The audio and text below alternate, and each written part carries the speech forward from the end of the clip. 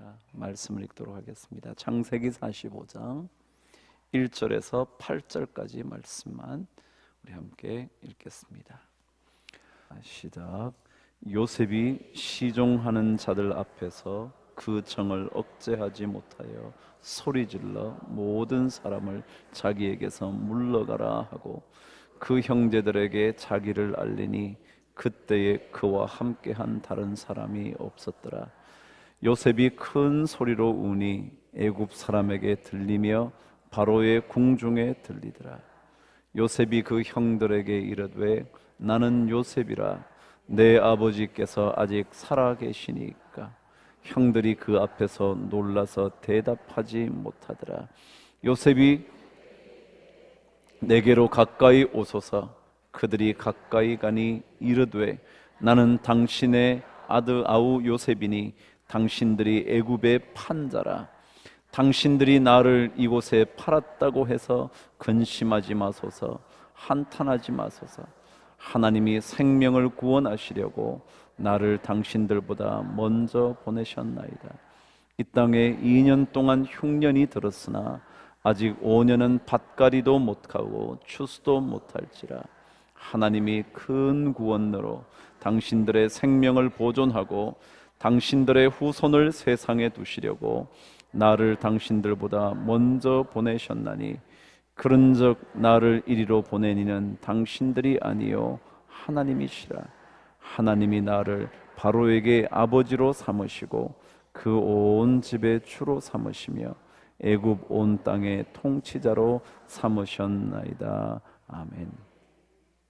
오늘 우리 영래 목사님 모셨는데 저와 함께 사역을 했던 목회자가 이제 좋은 담임 목회자가 되어서 사역하는 걸 보면서 참 좋은 동력자를 만나는 게 축복이고 그것으로 인하여 저도 참 기쁘다는 사실을 알게 됐습니다. 우리 모든 저와 함께 동역하는 분들이 앞으로 전부 다 담임 목회자가 될 텐데 그분들의 사역을 통해서 제가 힘을 얻게 된다는 것 다시 한번 우리 이 목사님을 통해서 경험을 하게 됩니다. 오늘 상처에서 능력으로 사명으로 상처에서 사명으로 말씀 전하실 때 은혜 받게 되기를 바랍니다. 나오실 때 우리 큰 박수로 한번 격려하실까요? 네. 반갑습니다. 예전에 강북제일교회에서도 여러분들 앞에 서서 말씀을 전했던 적이 있는데 오늘 여기 서서 여러분을 만나 뵙게 되네요. 내 주 예수 모신 곳이 그 어디나 하늘나라. 여기가 하늘나라인 줄 믿습니다. 여러분 전설의 고향 보셨죠? 옛날에 전설의 고향 보면은 귀신 중에 여자가 많아요? 남자가 많아요? 99% 여자더라고요. 여자가 하늘 품으면 온열의 서리가 내린다 그러죠. 그 옛날 여자들이 하늘 품을 일이 참 많았던 것 같아요. 구박도 당하고 뭐 아들 못 낳는다고 뭐 또 그렇게 쫓겨나기도 하고 그러다 보니까 죽으면은 귀신이 된다 그러는 거예요. 그래서 뭐 머리 이렇게 촥 소복을 하고 이렇게 늘어놓고 히히히 하고 이제 나오고 그러잖아요. 근데 앞으로 한 100년 후에 전설의 고향 같은 게 또 만들어진다면은 남자 귀신이 많을 것 같다는 생각이 듭니다. 그래서 남자분들도 고생 많죠. 하늘 품을 만한 일들도 참 많고. 근데 여러분 생각해 보십시오. 우리 그리스도인들이 하늘 품고 세상을 살아간다. 하늘 품고 세상을 살아가면서 세상에서 하나님의 일을 감당한다. 자, 말이 됩니까? 자, 그런데 생각해 보세요. 하늘 품을 만한 일이 세상에 있습니까? 없습니까? 정말 마음에 증오심이 가득 차고 속이 상하고 매일매일 짜증나고 내가 저 인간 죽기 전에는 내가 절대 내가 포기하지 않겠다. 이런 마음으로 사는 분들이 이 중에도 있을 것 같아요. 여러분 근데 그렇게 살다 보면은 하나님이 우리에게 맡기신 사명을 감당하기가 참 어렵습니다. 저는 오늘 이 말씀을 통해서 여러분의 상처가 하나님이 여러분에게 주시는 능력과 사명으로 바뀌게 되길 주의 이름으로 축원합니다. 성경에 나오는 수많은 인물들의 모습을 보면 그렇습니다. 이 사람들의 환경이 우리보다 결코 낫지 않습니다. 정말 복음을 전한다는 이유로 핍박을 당하고 배신을 당하고요. 그것 때문에 죽임을 당하기도 했습니다. 그렇다고 해서 이 사람들의 유년기 자라왔던 환경이 우리보다 낫지 않아요. 정말 많은 어려움이 있었을 겁니다. 그럼에도 불구하고 이 사람들은 그들의 마음에 한을 품은 것이 아니라 사랑을 품고 하나님의 일을 했습니다. 여러분 보기에 저는 어떻게 살았을 것 같습니까? 뭐 살도 디룩디룩 찌고 뭐 싱글벙글 읊고 그러니까 참 유복하게 살았을 것 같죠? 근데 저도 고생 꽤 했습니다. 산전수전 공중전 다 겪고 한국을 떠난 지가 12년 됐습니다. 담임 목회 시작한 지가 이제 만 7년이 지나고 8년째인데요. 목회하면서도 참 힘든 일들을 꽤 겪었습니다. 근데 정말 힘들었던 적이 있었어요. 아주 힘들었던 적이 있었는데 마음에 진짜 증오심이 차오르더라고요. 이거 어떻게 해결할까?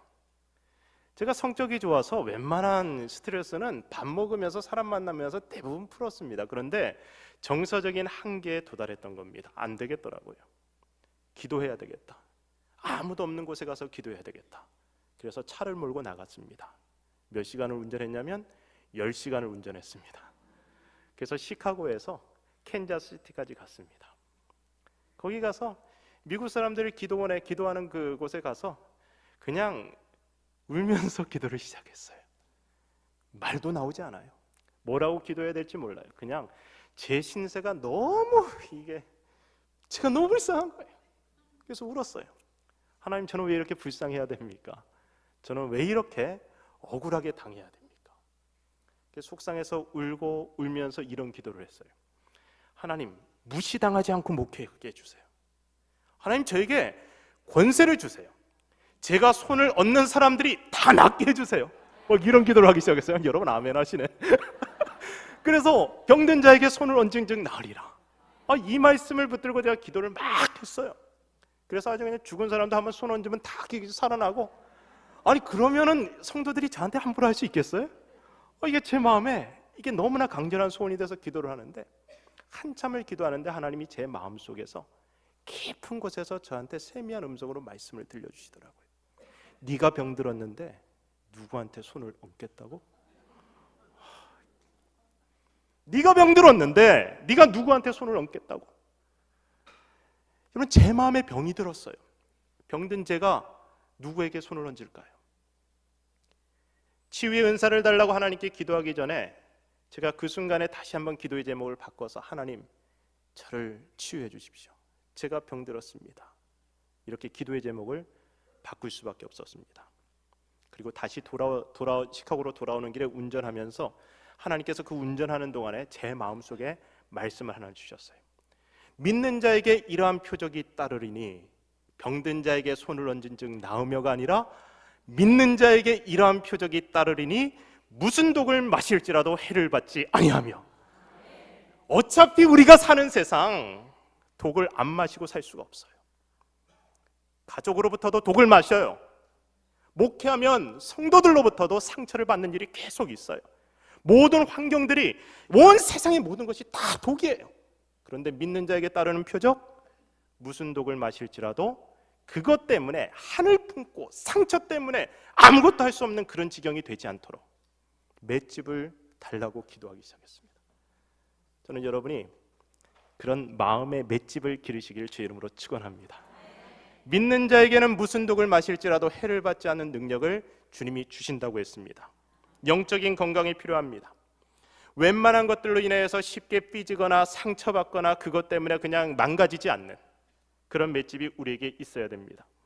오늘 본문의 주인공인 요셉은 누구보다도 상처를 많이 받은 사람입니다. 이 사람은 잘난 사람이에요. 형제들 중에서 특별히 뛰어났어요. 잘생겼어요. 그래서 아버지로부터 특별한 사랑을 받았죠. 그러니까 형제들이 시기하고 미워합니다. 그래서 친형들이 이 사람을 죽이려고 했어요. 그러다가 마음을 바꿔서 애굽의 노예로 팔아버립니다. 얼마나 상처를 받았을까요? 내 형들로부터 죽임을 당할 뻔하고 노예로 팔렸어요. 아주 억울해 미치겠죠. 이 사람이 그 애굽의 노예로 팔려가서 그 마음의 증오심을 가지고 살았다면 어땠을까요? 근데 이 사람이 그곳에서 증오심으로 살지 않습니다. 노예가 되었는데 노예의 처지로 최선을 다해서 하나님의 사람의 모습을 잃지 않고 살았습니다. 근데 그렇게 성실하게 살면 하나님이 이 사람에게 복을 주셔야 되잖아요. 근데 그곳에서 또 미세스 보디발이 와서 하면서 이렇게 유혹하니까 하나님의 사람답게 그 유혹을 뿌리쳤다는 죄목으로 또 감옥에 갇혔어요. 미치고 팔딱 뛰는 거죠. 왜 이 사람의 인생은 이렇게 계속해서 꼬이는 걸까요? 또 상처를 받았어요. 괴로울 거예요. 그런데 그것 때문에 이 사람이 망가지지 않습니다. 여전히 하나님의 사람의 모습을 그 감옥에서도 지켜냅니다. 이것이 바로 하나님의 사람의 모습입니다. 자, 이 사람 정말 천사라서 이럴까요? 왜 이 사람 우리하고 좀 다를까요? 어떻게 그가 한을 품는 대신에 원수를 용서하는 사랑을 품을 수 있게 되었을까? 우리가 오늘 본문 5절 말씀을 다시 한번 깊이 묵상하면서 그 비결을 찾아봤으면 좋겠습니다. 5절 말씀 우리 다시 읽어보겠습니다. 당신들이 나를 이곳에 팔았다고 해서 근심하지 마소서, 한탄하지 마소서. 하나님이 생명을 구원하시려고 나를 당신들보다 먼저 보내셨나이다. 자, 여기에서 저는 세 가지 동사를 여러분하고 같이 찾아봤으면 좋겠습니다. 먼저 팔았다는 동사. 이 동사하고 연결되는 주어가 뭡니까? 오늘 한글날이니까 이 팔았다는 동사와 연결되는 주어가 뭐죠? 누가 팔았어요? 당신들이 팔았잖아요. 이 미국에서 온 제가 이거 한글 더 잘하는 것 같아요. 당신들이 팔았어요. 당신들이 나를 이곳에 팔았어요. 그러니까 요셉을 이곳 애굽에 판 사람들의 주어가 바로 요셉의 친형들, 당신들입니다. 그의 형들이 요셉을 애굽의 노예로 팔아버렸고 요셉은 그들로 인해서 악한 일을 당했습니다. 큰 상처를 받았습니다. 그런데 요셉이 자신에게 큰 상처를 준 이 사람들을 지금 위로하고 있습니다. 근심하지 말라, 한탄하지 말라, 이렇게 위로한 사람은 누구예요? 요셉입니다. 상처를 받은 사람이 상처를 준 사람을 지금 위로하고 있습니다. 대단하죠? 마지막으로 생명을 구원하시려고 보내셨나이다. 자, 생명을 구원하시려고 한 분, 보내신 분은 누구예요? 하나님이죠. 이 모든 일을 계획하고 시행한 분 누구라고요? 하나님 진짜 나쁘지 않아요? 나쁜 분이잖아요. 아니, 요셉에게 이렇게 기가 막힌 고통을 준, 그런 고난을 주신 분이 누구라고요? 형들이 아니고 하나님이란 거예요. 하나님이 이 일을 계획하고 섭리하셨다는 겁니다. 그런데 목적이 뭐냐면 당신들의 생명을 구원하시려고 나를 당신들보다 먼저 보내셨나이다.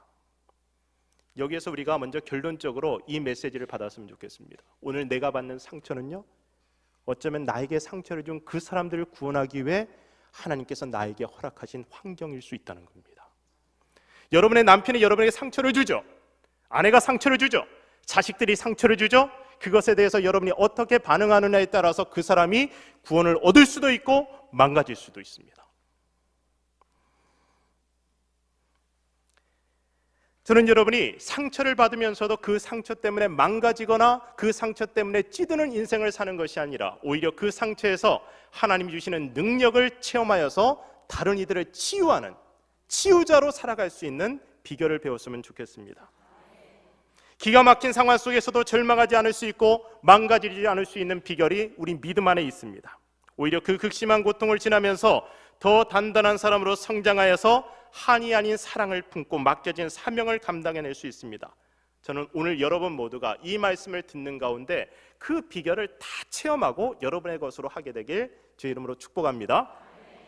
예수님이 자신을 재판하는 빌라도에게 했던 말씀을 기억해 보십시오. 요한복음 19장 11절인데요. 예수님이 대답하십니다. 위에서 주지 아니하셨다면 나를 해할 고난이 없었으리니 그러므로 나를 내게 넘겨준 자의 죄는 더 크다 하시니라. 위에서 고난을 주시지 않았더라면 하나님께서 우리 인생 가운데 고난을 주신다는 거예요. 너무나 억울한 일을 당하게 하신다는 거예요. 하나님이 때리게 하시면 맞아야지 어떡하겠어요. 별 도리가 없습니다. 우리나라 사극을 보면 임금이 사약을 내리면 신하가 임금한테 절을 하고 그 사약을 벌컥벌컥 마시고 죽어요. 아니 뭐 이런 사람들이 다 있어요? 인간인 임금에게도 그렇게 절대적인 복종을 하는 인간들이 있는데 하물며 전능자이신 하나님 앞에 우리가 이런 복종을 못하겠습니까? 하나님이 나에게 사약을 주시면 마셔야죠. 죽으라면 죽어야죠.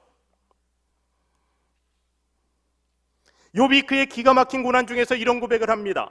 욥기 1장 21절인데요. 내가 모태에서 적신이 나와 싸운즉 또한 적신이 그리로 돌아가올지라. 주신 자도 여호와시오 취하신 자도 여호와시오니 여호와의 이름이 찬송을 받으실지니이다. 그가 무슨 잘못을 범했습니까? 정말 하나님 앞에서 의롭게 살아왔어요. 그런데 그의 인생 가운데 고난이 있었습니다. 그러나 그 고난 속에서도 이 사람이 하나님의 주권을 철저하게 인정합니다. 다윗의 경우를 생각해 보세요. 자기 아들 압살롬의 구테타를 피해서 도망쳐 나오게 되었습니다. 이 압살롬 이름 잘 지어야 돼요. 압살롬 뭐예요? 아빠를 살해할 놈, 나쁜 놈이죠. 이거 이름을 잘못 지었어요. 아들이 구테타를 일으켰어요. 이 아들과 같이 싸울 수가 없었어요. 그래서 쫓겨나옵니다. 근데 이 다윗의 행렬을 쫓아오면서 돌을 던지면서 조롱하고 저주했던 인물이 있습니다. 시므이, 시어머니처럼 못된 시어머니처럼 시므이라는 사람이 쫓아오면서 다윗을 저주해요. 아무리 패잔병이라고 해도 다윗 주변에는 수많은 군사가 있었습니다. 용사들이 있었어요.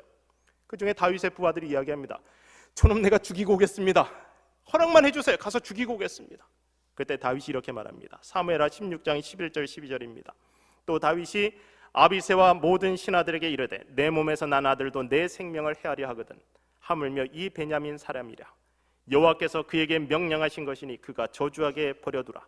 혹시 여호와께서 나의 원통함을 감찰하시리니 오늘 그 저주 때문에 여호와께서 손으로 내게 갚아 주시리라.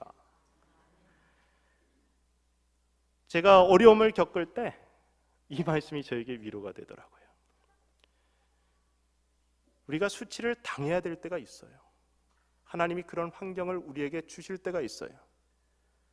그러면 당해야 돼요. 오른뺨을 때리면 왼쪽 뺨을 돌려대라 그랬어요. 그렇게 살면 세상 살 수 있습니까? 그런 식으로 살면 살 수 있어요? 평상시에 그렇게 살라는 게 아니에요. 내가 너를 낮추었을 때, 내가 너를 수치를 당하게 할 때, 그때 누군가가 너의 오른뺨을 때리지 왼쪽 뺨을 돌려대. 그러면서 하나님이 이 말씀을 하시는 것 같아요. 내가 지켜보고 있다. 내가 지켜보니까 너 맞으라고 할 땐 맞아. 그거예요. 우리가 과정 중에 있을 때 하나님의 계획을 다 알 수 없습니다. 지나봐야 합니다. 그러나 확실히 알 수 있는 것 한 가지는 우리를 향한 하나님의 계획은 항상 선하다는 것입니다. 예레미야 29장 11절은 말씀합니다. 너희를 향한 나의 생각은 내가 하나니 재앙이 아니라 평안이요 너희 장래에 소망을 주려 하는 생각이라. 너희가 느낄 때 지금 재앙이라고 생각하지? 너희가 느낄 때 지금 너희들은 이 고난을 당해서 끝날 거라고 생각하지? 걱정하지 마. 너희를 향한 나의 계획이 있어. 평안이야. 너희 장래에 소망을 주려 하는 것이야.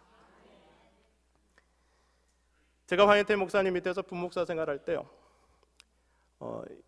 아침 일찍 새벽에 신방을 갔던 적이 있었습니다.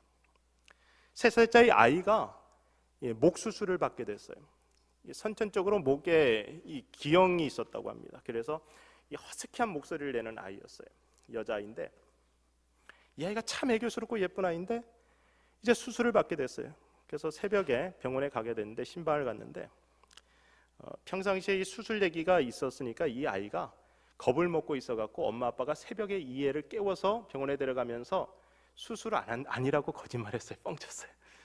애가 수술 받는 거야. 그러니까 수술 아니야. 그냥 체크업 가는 거야. 그러면서 이제 속여서 데려갔는데 거기서 가만히 보니까 수술하러 들어가는 거예요. 애가 울기 시작했어요. 막 울고 이제 얘는 배신감에 쩌들어 있겠죠. 엄마 아빠가 날 속였다. 덩치 큰 흑인 간호사가 이 아이를 어깨에 탁 들쳐매고 수술실로 딱 가는데 애가 막 울다가 아빠하고 눈이 딱 마주쳤어요. 그랬더니 얘가 뭐라고 하냐면 그 허스키한 목소리로 아빠 사랑해 그러는 거예요. 참 그러면서 들어가요. 저는 그 모습에서 우리가 고난 가운데서 택해야 될 우리의 태도를 발견했습니다. 이유를 모르겠어요. 왜 내가 이 수술실에 들어가야 되는지, 왜 내가 이 끔찍한 경험을 해야 되는지 모르겠어요. 수술 이후에도 한동안 고통을 받아야 돼요. 그런데 나는 잘 모르지만 나는 아빠가 나를 사랑하는 거 알아요. 아빠가 나를 위해서 일을 하는 거 알아요. 그래서 아빠 사랑해 고백하는 겁니다. 여러분이 여러분의 고난 가운데 정말 이해할 수 없는 어려운 가운데 처했을 때 여러분이 할 수 있는 가장 강력한 것은 하나님을 예배하고 찬양하고 하나님께 사랑한다 고백하는 겁니다. 잘 모릅니다. 그러나 하나님, 나는 하나님 사랑합니다. 나를 향한 하나님의 계획이 선하다는 것을 믿습니다. 이 과정이 지나가고 나면 하나님께서 모든 것을 합력하여 내 인생에 가장 아름다운 것을 주실 줄 믿습니다. 3살짜리 아이도 아는데 우리는 왜 그걸 모를까요? 제가 좀 경제적으로 어렵게 지냈습니다. 어렸을 땐 좀 이렇게 어렵게 살았어요. 아버님이 일찍 돌아가셨고 또 어머님이 세탁소에서 갖다 주는 일감으로 짜집기란 일을 하면서 저를 키웠습니다. 저는 강원도 속초에서 태어나서 그곳에서 쭉 자랐어요. 촌놈이에요. 그런데 서울로 이제 공부를 하러 온 거예요. 대학 때. 근데 제가 원래 지금처럼 이렇게 여러분들 앞에서 말을 할 수 있는 이런 존재가 아니었어요. 굉장히 내성적이어서 고등학교 때는 여학생들이 저쪽에서 오면은 벽에 기대고 있다가 여학생들이 다 지나간 다음에 이렇게 움직이고 할 만큼 너무나 이제 내성적이었어요. 그런 제가 목사가 되고 싶었어요. 그래서 장신대 입학을 했어요. 신학교에 들어갔는데 사람들 앞에서 말을 할 수 있는 사람이 아니에요. 나는 목사가 될 수 있을까 고민을 했어요. 그런데 제가 경제적으로 어려우니까 먹고 살기 위해서 아르바이트를 해야 됐어요. 별의별 일 다 했어요. 노가다도 하고, 그리고 뭐 전단지 나눠주는 일, 그리고 학교 식당에서 설거지하는 일, 이런 일 다 했어요. 여러분 롯데월드 아세요? 그거 제가 지었잖아요. 어느 날은 그 노가다 하다가 이 완전 페인트 냄새에 그냥 머리가 그냥 찌들어갖고 너무 아파갖고 집에 돌아오는 길에 어머니한테 그 동전 5개 있는 거 500원 집어넣고 공중전화해서 어머니하고 엄마 영내하면서 꺼이꺼이 같이 울던 적도 있었고, 대학 1학년짜리니까 참 힘들었죠. 그런데 정말 저를 힘들게 했던 아르바이트가 있었어요. 제 고향 교회에서 전도사였던 분이 이제 서울에 오셔서 부목사를 하면서 저한테 아르바이트 자리를 하나 소개시켜 주셨어요. 그 아르바이트를 제가 해야 되는데 이 아르바이트가 뭐냐? 샌드맨이라는 거예요. 아세요? 샌드맨? 이게 쇼핑몰 같은 데서 사람들을 이렇게 모셔오는 거죠. 이 빨간 코 붙이고 선글라스 쓰고 빨간 멜빵바지 입고, 그러니까 사실 뭐 얼굴은 좀 이렇게 가려지죠.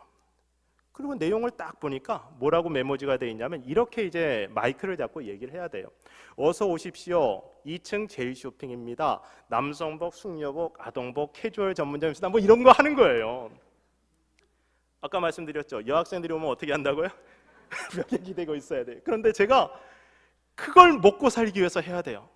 근데 단가가 꽤 좋았어요. 이걸 해야지 먹고 살아요. 그래서 어쩔 수 없이 했어요. 한 달, 2달쯤 하니까요. 그 방학 때 했는데 2달쯤 하니까 이제 제법 하게 됐어요. 어서 오십시오. 2층 제일 쇼핑입니다. 남성복, 숙녀복, 아동복, 캐주얼 전문점 있습니다. 남성복 전문점 한독 패션 태양화셔서 인디안 모드에서 여러분을 영가로 모시고 있습니다. 아줌마 잠깐만 와보세요. 잠깐만 와보세요. 이게 되더라고요. 그때는 몰랐어요. 왜 제가 이렇게 살아야 하는지. 그런데 지금 이렇게 마이크 앞에 서 보니까 왜 그렇게 살았는지를 이해하겠더라고요. 하나님은 우리의 기가 막힌 환경을 통해서도 우리를 훈련해 가십니다. 누구나 다 고통을 당합니다. 이해할 수 없는 상황에 놓이게 됩니다. 그리고 사단은 그 기회를 절대 놓치지 않고 우리가 그 고통으로 인해 철저하게 망가지도록 자극합니다. 야! 너 그거 싸워도 돼. 야, 가만히 있지 마. 야, 물고 뜯어. 걔가 너 눈을 빼? 그럼 넌 양눈 다 빼. 아주 그냥 더 잔인하게, 더 계속 자극하는 거죠. 어쩌면 여러분은 이렇게 항변하고 싶을지 모릅니다. 당신이라면 이런 일을 겪으면서 안 망가질 수 있어? 당신이라면 나보다 심하면 더 심했지. 나보다 덜하지 않을걸? 사랑하는 여러분, 여러분이 정말 하나님의 사람이라면 이런 정당화의 유혹에서 벗어나야 됩니다. 물론 그런 상황에서 그렇게 망가지는 것 이해할 수 있어요. 기가 막힐 상황을 경험한 사람들에게 어떻게 항상 옳게 행동하라고 말할 수 있겠습니까? 이해가 됩니다. 그러나 그것이 우리에게 유익은 되지 않습니다. 다윗이 하나님의 회복의 은총을 받은 이유는 그가 단순히 이해받는 삶을 산 것이 아니라 자신의 인테그리티를 지켜내서 사명을 감당하는 삶을 살았기 때문입니다. 요셉의 위대함이 여기에 있습니다. 얼마든지 망가져도 될 만한 조건이었습니다. 형들한테 죽임을 당할 뻔했는데, 형들한테 노예로 팔려버렸는데 그리고 정말 신실하게 산다고 살았는데 억울하게 누명 쓰고 감옥에 갔는데, 아니 얼마든지 악해질 수 있잖아요. 얼마든지 못돼질 수 있죠. 그런데 그럼에도 불구하고 그는 자신이 하나님의 사람이라는 그 신분을 잊지 않습니다. 그래서 노예의 신분에서도 죄수의 신분에서도 이곳에서 예배드리는 여러분 이 상황에서도 망가지지 않는 거예요. 한을 품고 사는 사람은 자신의 상처를 계속해서 까뒤집는 사람입니다. 나을만 하면 다시 또 까뒤집어요. 그리고 그 상처를 묵상해요. 내가 얼마나 힘든지 알아. 내가 얼마나 힘든지 알아. 그러면서 그걸 즐겨요. 그리고 복수는 나의 힘. 이 증오심을 가지고 내가 반드시 해내리라. 여러분, 그런데 그렇게 해서 해내는 것이요, 사명을 감당해내는 것이 아니더라고요. 그렇게 살지 말아야 합니다. 우리의 인생이 순식간에 허무하게 날아갑니다. 주님이 우리에게 70번씩 7번씩이라도 용서하라고 하셨는데 왜 그랬을까요? 그만큼 용서해야 될 일이 세상에 많다는 겁니다. 여러분 남편, 여러분의 아내, 여러분 자녀들, 부모들, 여러분의 사랑하는 사람들과의 관계성 속에서 여러분 용서하지 않고 어떻게 지금 살아갈 수 있겠습니까? 제가 자식들을 키우다 보니까요, 자식들한테도 상처를 받아요. 저는 황혜태 목사님 너무 부러운 게 있는데, 영어 정말 잘하세요. 영어 발음이 너무 깔끔하고 좋아요. 근데 전 12년을 살았는데도 영어 발음이 너무 그래요. 아니 미치겠어요. 어느 날 자식들하고 같이, 아들 둘인데 아이들하고 둘이 이제 셋이서 이제 맥도날드를 갔어요. 맥도날드에서 이제 뭘 오더를 하고 나서 그 다음에 보니까 영수증을 보니까 50 몇 센트가 잘못 계산됐어요. 제가 57센트인가를 더 받아야 돼요. 그래서 그거 받으려고, 이게 제가 58센트, 57센트 때문에 제가 죽는 사람이 아니에요. 그런데 미국은 그래도 영수증 잘못되면 그거 철저하게 이렇게 계산하는 편이에요. 그래서 그 앞에 서갖고 이거 잘못 계산됐다, 그거 달라, 그거 얘기하고 있는데 큰아이가, 그러니까 한국으로 하면 중학교 2학년인데 얘가 옆구리를 콕콕 찔러요. 그래서 왜? 그랬더니만 창피해요 그러는 거예요. 그래서 그래도 해야 돼 이런 거. 그랬더니만 아니 아빠 영어 창피해요. 그날 제가 상처를 얼마나 받았는지. 집에 들어와서 속으로 뿔뿔 끓는 게, 너 있는 나 한국 갈래 나. 그러면서 너 한국 가. 너 한국 가면 선생님이 학교에서 막 저 맴매도 하고 그러는데 나 이거 이제 한국 가야 돼 나. 아빠가 한국 가서 목회하면 그래도 유학도 갔다 온 아빠고 그래도 영어도 잘하는 아빠야.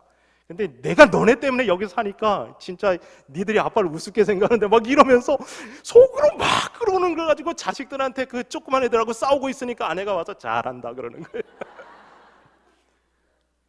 용서해야 돼요. 이건 자잘한 거지만 그러고 나서 이 아이한테 미안하다. 아빠가 너무 또 널 이제 자잘한 거 가지고 그랬지. 그 아들도 미안하다. 미안합니다. 그러면서 우리 가족지간에도 이런 자잘한 것 가지고도 계속 용서하고 살아야 되잖아요. 용서라는 이 말씀을 듣고 어떤 분들은 율법적으로 반응하는 분들이 있어요. 용서라고 했으니까 용서해야지. 억지로. 영화 밀양을 보면요, 한 어머니가 자신의 아들을 납치해서 죽인 사람을 용서하기 위해서 교도소로 찾아가는 장면이 나옵니다. 하나님께 은혜를 받았어요.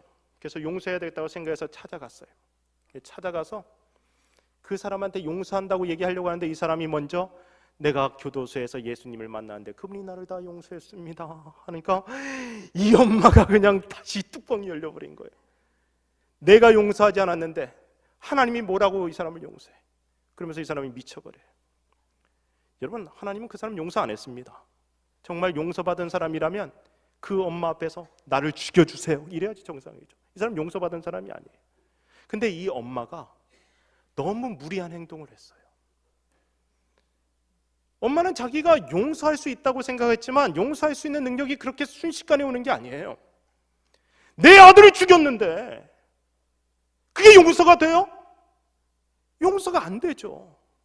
너무 급했어요. 우리는 용서할 수 없으면서도 용서해야 된다라는 그 강박관념 때문에 용서합니다. 위선이죠. 아니에요. 사랑하지 않으면서 사랑합니다. 위선이에요. 사랑하지 않으면 사랑하지 않는다고 해야지. 아니, 굳이 그렇게 말할 필요 없다고 하더라도 사랑합니다. 나는 당신을 위해서 뭐 할 수 있습니다. 이런 거짓말을 하지 말라는 거예요. 우리는 거룩하기 위해서 발버둥 쳐요. 사랑하기 위해서 발버둥 쳐요. 그러나 발버둥 치는 것이지 그런 척하는 건 아닙니다. 상처를 받게 되면 상처를 준 사람들에게 분노하는 건 지극히 정상적입니다. 그리고 상처를 치유받는 데는 시간이 필요하기도 합니다. 그 상처가 깊으면 깊을수록 더 많은 시간이 필요합니다. 서두르지 마십시오. 시간의 흐름을 원망과 불평으로 보내게 되면 치유는 일어나지 않습니다. 그 시간을 치유의 근원이신 하나님과 교제하며 보낼 때 치유가 빨리 이루어집니다. 그런 과정을 지내다 보면 은혜가 축적되어서 어느 시점이 되면 하나님께서 우리 마음 가운데 뜨거운 사랑을 일으키십니다. 데이빗 A. 시멘즈라는 사람이 용서의 4가지 요소를 이야기했는데요. 첫 번째는 나에게 행해진 구체적이고 명확한 잘못을 직시하는 것. 잊어버리지 마세요. 그냥 없던 걸로 하지 마세요. 직시하세요. 두 번째, 나에게 가해진 상처와 고통을 직시하는 것. 세 번째, 나의 분노를 직시하는 것. 자, 마지막입니다. 예수님의 십자가를 직시하는 것. 그거 가지고 십자가 앞으로 가지고 나오는 거예요. 그리고 그 앞에서 그 모든 것을 쏟아내는 거예요. 없는 게 아니에요. 있어요. 그러니까 그 속상한 것을 십자가 앞에서 이야기하는 거예요. 하나님, 이 지긋지긋한 남편이 오늘도 저한테 이런 말을 했어요. 아니, 이 인간 때문에 나는 못 살겠어요. 남편 듣는 데서 하지 말고 안 듣는 데서 십자가 앞에 그걸 쏟아내는 거예요. 그렇게 쏟아내다 보면 주님이 내 마음을 치유하시면 그 지긋지긋한 남편을 사랑으로 바라볼 수 있는 은혜의 시각이 생긴다는 거죠. 요셉의 고백을 들어보십시오. 7절과 8절 읽어봅니다. 하나님이 큰 구원으로 당신들의 생명을 보존하고 당신들의 후손을 세상에 두시려고 나를 당신들보다 먼저 보내셨나니 그런즉 나를 이리로 보낸 이는 당신들이 아니요 하나님이시라. 하나님이 나를 바로에게 아버지로 삼으시고 그 온 집의 주로 삼으시며 애굽 온 땅의 통치자로 삼으셨나이다. 하나님이 나를 통해 나에게 상처를 준 사람들을 구원할 계획을 세우셨다. 놀랍지 않습니까? 나를 통해 나에게 상처를 준 이 사람들을 구원할 계획을 세우셨다는 거예요. 이것이 치유받은 사람이 할 수 있는 일이라는 겁니다. 사실 내게 상처 주는 그 사람들요, 다 상처로 찌들어 있는 사람들이에요. 어떻게 그럴 수 있지? 그만큼 상처받았어요. 상처 잘 주는 사람들일수록 상처에 찌들어 있는 경우가 대부분입니다. 그들의 칼날은 상처에서 나왔습니다. 왜 그렇게 말을 뾰족하게 하고 왜 그렇게 못되게 행동하는가? 자세히 살펴보면 찌들어 있는 그들의 내면에 문제가 있습니다. 물론 아예 악한 사람도 있어요. 안 될 사람도 있어요. 그러나 대부분의 사람들은 그 상처 때문에 그렇게 뾰족하고 악하게 행동하는 경우입니다. 어쩌면 우리를 괴롭히는 그 사람을 치유하는 것이 우리의 사명일지도 모릅니다. 상처 주는 그들에 대한 우리의 반응이 그들의 생명을 죽일 수도 있고 구원할 수도 있습니다. 저는 여러분이 참 복받은 사람이라고 생각해요. 여러분 갈라디아서 4장 말씀 한번 볼까요? 여러분 성경 가지고 계시면 갈라디아서 4장 14절부터 15절까지의 말씀. 이 공동체가 참 복 있는 공동체라고 생각하는 이유인데요, 이 말씀을 우리 같이 한번 읽어볼까요? 너희를 시험하는 것이 내 육체에 있으되 이것을 너희가 업신여기지도 아니하며 버리지도 아니하고 오직 나를 하나님의 천사와 같이 또는 그리스도 예수와 같이 영접하였도다. 너희의 복이 지금 어디 있느냐? 내가 너희에게 증언하노니 너희가 할 수만 있었더라면 너희의 눈이라도 빼어 나에게 주었으리라. 너희의 복이 지금 어디 있느냐? 사도 바울의 이야기입니다. 예전에 이 사람들은 정말 복 있는 사람들이었어요. 할 수만 있었으면 그들의 눈이라도 빼어서 바울에게 줄 사람들이었어요. 그들을 시험하는 것이 사도 바울의 육체에 있었어요. 안질인지 간질인지 잘 몰라요. 그런데 사도답지 않아요. 그런 사람이 어떻게 병자를 치유하고 말씀을 전하겠냐? 사람들은 그걸 가지고 바울을 무시할 수도 있었어요. 그런데 바울을 무시하지도 않고 업신여기지도 않고 오히려 하나님의 천사처럼 그리스도처럼 영접했습니다. 정말 은혜로 충만한 사람들, 상처를 극복한 사명의 사람들은 다른 사람들의 속에 있는 아름다움을 볼 수 있습니다. 서로의 속에서 우리가 상처를 받는 것이 아니라 그 사람의 약점에도 불구하고 그것을 끌어안을 수 있는 마음, 그것이 복 있는 사람의 모습이에요. 그 복을 잃어버리면 안 됩니다. 여러분, 제가 완벽할까요? 여러분, 저 모르니까 완벽한 줄 알지도 모르겠어요. 우리 성도들은요, 저희 교회 성도들은 제 약점을 너무나 잘 알아요. 저는 굉장히 솔직한 스타일로 성도를 대하기 때문에 저한테 상처받는 사람들도 꽤 많아요. 그런데 이 모습 그대로를 저희 성도들이 그대로 다 받아주셨어요. 그래서 감사해요. 여러분, 캐내기 시작하면요, 한도 끝도 없습니다. 그래서 서로의 속에 있는 아름다운 모습을 볼 수 있는 사람. 그래서 우리 교인들 서로 날마다 주일마다 인사하는 인사가 있는데요. 오늘 여러분도 한번 해보세요. 당신은 좋은 사람입니다. 인사해볼까요? 시작. 당신은 좋은 사람입니다. 당신은 좋은 사람입니다 하는데 저기 조는 사람이 하나 보이네. 당신은 조는 사람입니다. 예. 뭔지 모르겠어요. 근데 당신은 좋은 사람이야. 나는 당신 속에 있는 좋은 것을 보기로 작정했어요. 나는 그것을 놓고 당신을 끊임없이 축복할 거야. 당신은 좋은 사람이야.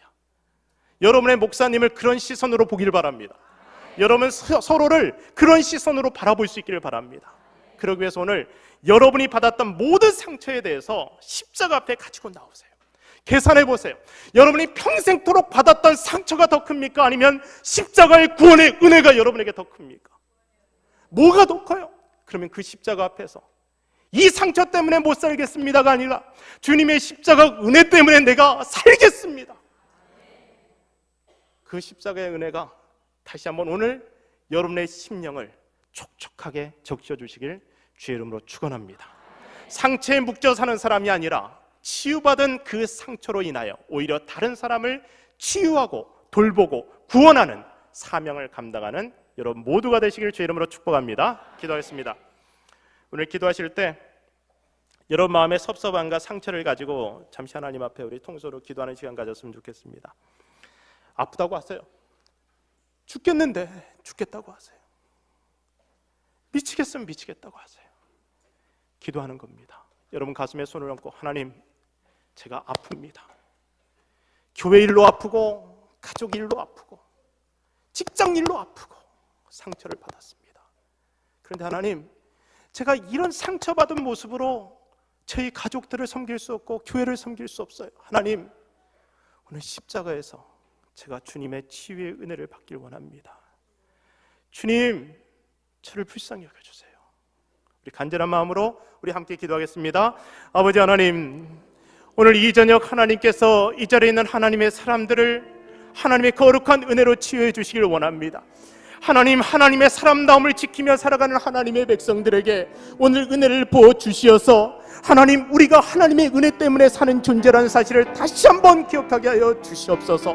아프고 힘들 때마다 십자가를 붙드는 사람들이 되게 하여 주시고 치유하시는 그 능력 때문에 다시 사는 사람들이 되게 하여 주시옵소서. 하나님이 이곳에 은혜를 부어 주셔서 예배 드릴 때마다 아빠 사랑해요 고백할 때마다 하나님께서 부어주시는 능력이 나타나게 하여 주시고 상처받은 이상으로 더욱 강한 능력 가지고 사명을 감당하는 사람들이 되게 하여 주시옵소서. 기가 막힐 상처를 경험한 사람들일수록 오히려 주님의 큰 위로를 더 경험하게 하여 주시고 그래서 하나님의 능력을 감당하는 사람이 되게 하여 주시옵소서. 하나님께서 우리에게 보여주시는 은혜를 기대합니다. 가정이 살아나게 하여 주시고 교회 공동체가 살아나게 하여 주시고 일터 가운데 하나님의 치유의 기적들이 살아나게 하여 주시옵소서. 오히려 나에게 상처를 준 그들을 끌어안고 그들을 위해 우릴 수 있는 우리가 되게 하여 주시옵소서. 좋으신 아버지 하나님, 주님의 사랑으로 이 자리에 있는 하나님의 백성들을 축복합니다. 황현태 목사님을 축복합니다. 기가 막힐 어려운 가운데서도 기가 막힐 수렁에 빠져서도 하나님의 사람다운 모습 잃어버리지 아니하고 하나님의 백성답게 신실함을 지키는 이분들을 위해 복을 허락하여 주시옵소서. 하나님이 은혜를 더하여 주시어서 날마다 십자가 앞에 나아갈 때마다 치유와 회복의 은혜를 허락하여 주시옵소서. 아픈 만큼 상처받은 만큼 더 강한 공동체가 되어서 세상을 치유하는 새물결 새 은혜를 일으키는 공동체 되게 하여 주시옵소서. 주 앞에 모든 것을 맡겨드릴 때 우리 구주 예수 그리스도의 이름으로 기도합니다. 아멘.